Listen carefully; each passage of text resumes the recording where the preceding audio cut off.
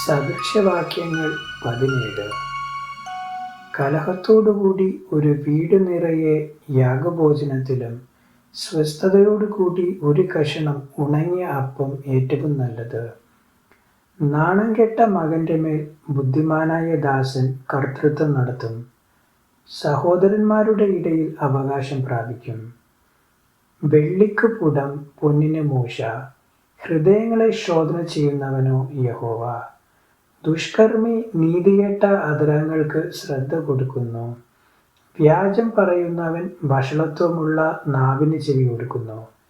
ദരിദ്രനെ പരിഹസിക്കുന്നവൻ അവൻ്റെ സ്രഷ്ടാവിനെ നിന്ദിക്കുന്നു. ആപത്തിൽ സന്തോഷിക്കുന്നവന് ശിക്ഷ വരാതിരിക്കുകയില്ല.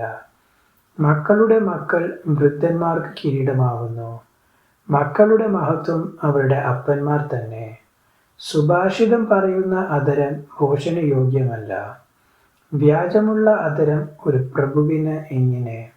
സമ്മാനം വാങ്ങുന്നവന് അത് രത്നമായി തോന്നും. അത് ചെല്ലുന്നിടത്തൊക്കെയും കാര്യം സാധിക്കും. സ്നേഹം തേടുന്നവൻ ലംഘനം മറച്ചു വയ്ക്കുന്നു. കാര്യം പാട്ടാക്കുന്നവനോ മിത്രങ്ങളെ ഭേദിപ്പിക്കുന്നു. ഭോഷനെ 100 അടിക്കുന്നതിനേക്കാൾ ബുദ്ധിമാനെ 1 ശാസിക്കുന്നത് അധികം ഫലിക്കും. മത്സരക്കാരൻ ദോഷം മാത്രം അന്വേഷിക്കുന്നു. ക്രൂരനായൊരു ദൂതനെ അവൻ്റെ നേരെ അയക്കും.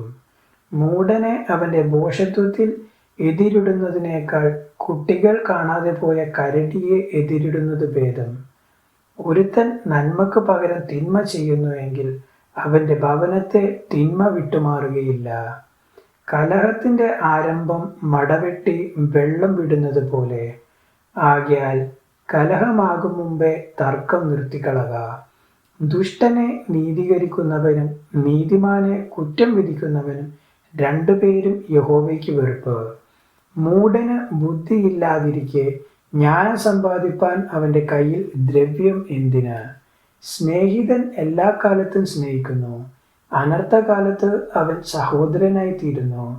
ബുദ്ധിഹീനനായ മനുഷ്യൻ കൈയടിച്ച് കൂട്ടുകാരനു വേണ്ടി ജാമ്യം നിൽക്കുന്നു. കലഹപ്രിയൻ ലംഘനപ്രിയൻ ആകുന്നു. പടിവാതിൽ പൊക്കത്തിൽ പണിയുന്നവൻ ഇടിവ് ഇച്ഛിക്കുന്നു.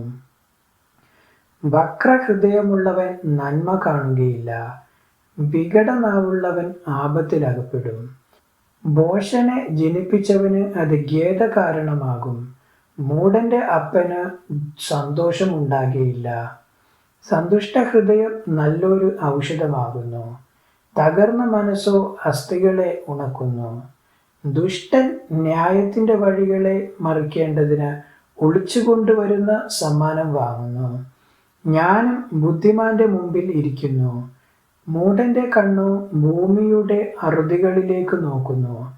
മൂഢനായ മകൻ അപ്പന് വ്യസനവും തന്നെ പ്രസവിച്ചവൾക്ക് കയ്പും ആകുന്നു. നീതിമാന് പിഴ കൽപ്പിക്കുന്നതും ശ്രേഷ്ഠന്മാരെ നേർനിമിത്തം അടിക്കുന്നതും നന്നല്ല. വാക്ക് അടക്കി വെക്കുന്നവൻ പരിജ്ഞാനമുള്ളവൻ. ശാന്തമാനസൻ ബുദ്ധിമാൻ തന്നെ. മിണ്ടാതിരുന്നാൽ ഭോഷനെ പോലും ജ്ഞാനിയായും അധരം അടക്കി വച്ചാൽ വിവേകിയായും എണ്ണും.